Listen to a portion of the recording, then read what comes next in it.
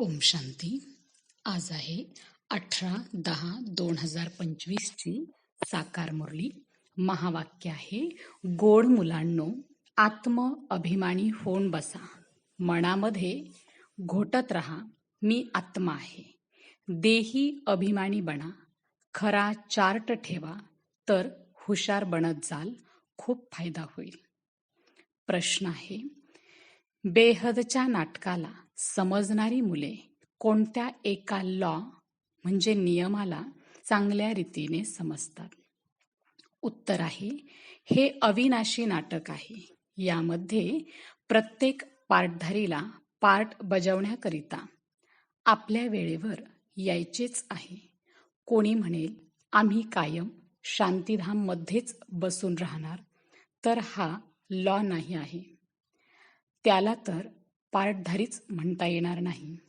या बेहदच्या गोष्टी बेहदचे बाबाच तुम्हाला सांगतात. ओम शांती. स्वतःला आत्मा समजून बसा. देह अभिमान सोडून बसा. बेहदचे बाबा मुलांना समजावून सांगत आहेत. समजावून सांगितले त्यांना जाते जे बेसमज बुद्धू असतात. आत्मा समजते की बाबा खरे सांगत आहेत. मी आत्मा बुद्धू बनले आहे. मी आत्मा अविनाशी आहे. शरीर विनाशी आहे. मी आत्म अभिमान सोडून देह अभिमानामध्ये फसलो आहे.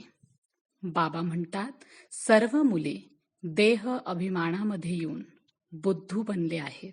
मग तुम्ही बाबांद्वारे देही अभिमानी बनता, तर एकदम समजदार हुशार बनता. अर्धे कल्प आपण बेसमज होतो.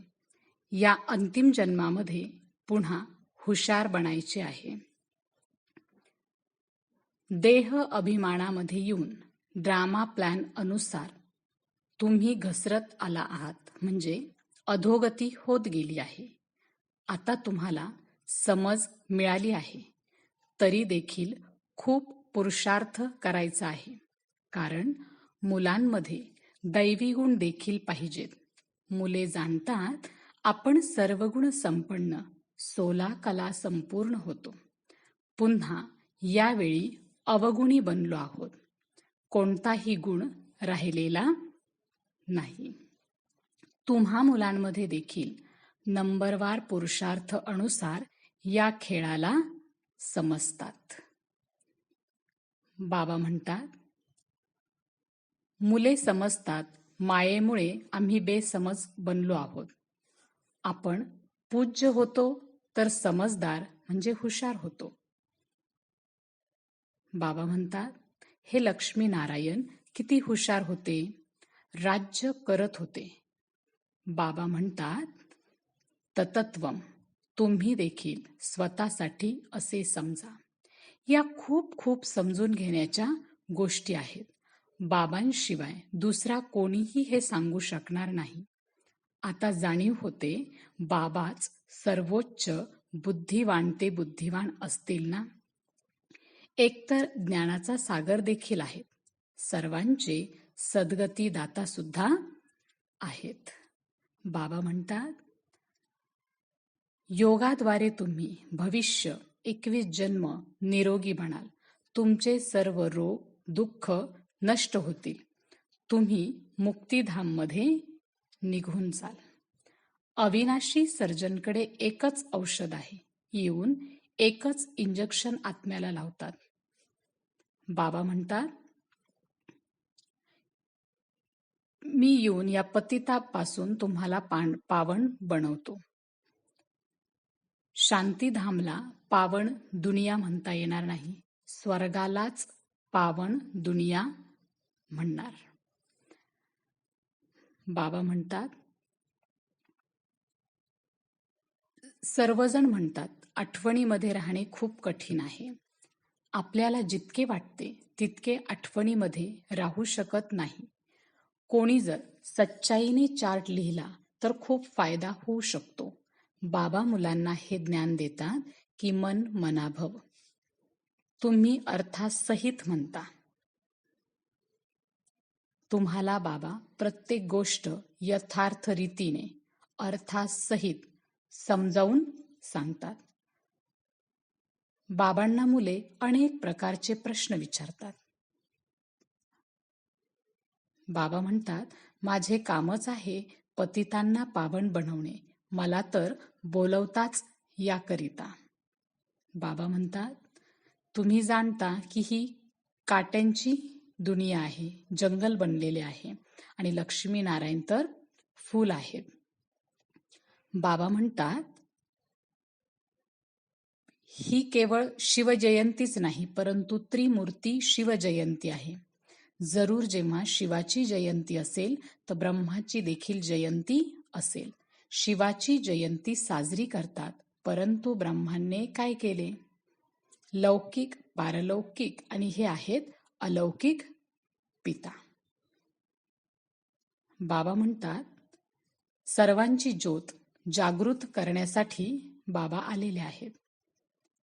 तुम्ही हे दिवे पेटवून रोषणाई केलीत तर समजतील यांचा कोणता तरी मोठा दिवस आहे. आता तुम्ही दिवे पेटवता, परंतु अर्थासहित. ते लोक थोडेच समजतील, तुमच्या भाषणावरून पूर्ण समजू शकत नाही. आता साऱ्या विश्वावर रावणाचे राज्य आहे. इथे तर मनुष्य किती दुःखी आहे.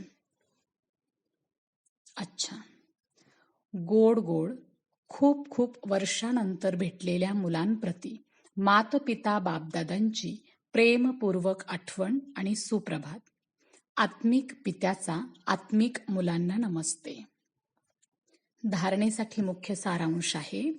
पहिला पॉइंट आहे, यथार्थ रीतीने बाबांना आठवण करणे किंवा आत्म अभिमानी बनण्याची मेहनत करायची आहे. सच्चाईने आपला चार्ट ठेवायचा आहे. यामध्येच फार मोठा फायदा आहे. दुसरी पॉइंट आहे, सर्वात जास्त दुःख देणारा काटा आहे काम विकार. यावर योग बलाने विजय प्राप्त करून पतितापासून पावन बनायचे आहे. बाकी कोणत्याही गोष्टीशी तुमचे कनेक्शन नाही. आजचं वरदान आहे, प्रॅक्टिकल जीवनाद्वारे परमात्म ज्ञानाचे प्रूफ देणारे धर्मयुद्धामध्ये विजयी भव.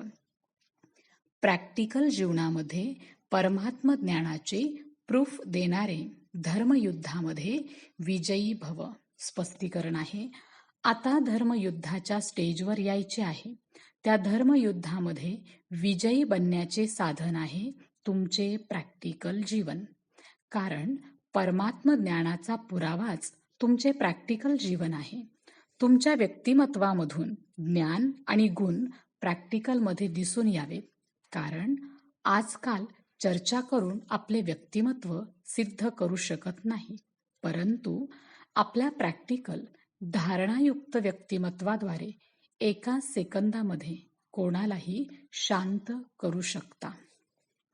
आजचं बोधवाक्य आहे, आत्म्याला उज्ज्वल बनविण्याकरिता परमात्म स्मृतीद्वारे मनातील शंकांना समाप्त करा. आत्म्याला उज्ज्वल बनविण्याकरिता परमात्म स्मृतीद्वारे मनातील शंकांना समाप्त करा. आजचा अव्यक्त इशारा आहे, स्वयंप्रती आणि सर्वांप्रती मनसाद्वारे योगाच्या शक्तीचा प्रयोग करा. स्वयंप्रती आणि सर्वांप्रती मनसाद्वारे योगाच्या शक्तीचा प्रयोग करा. स्पष्टीकरण आहे, अभ्यासाच्या प्रयोगशाळेमध्ये बसून योगाचा प्रयोग करा, तेव्हा एका बाबांचा सहारा आणि मायेच्या अनेक प्रकारच्या विघ्नांपासून किनारा अनुभव कराल. आता ज्ञानाचा सागर, गुणांचा सागर, शक्तींच्या सागरामध्ये वरच्यावर लाटांमध्ये पोहता. त्यामुळे अल्पकाळाची रिफ्रेशमेंट अनुभव करता, परंतु आता सागराच्या तळाला जा, म्हणजे मग अनेक प्रकारचे विचित्र अनुभव करून रत्न प्राप्त कराल. अच्छा, ओम शांती.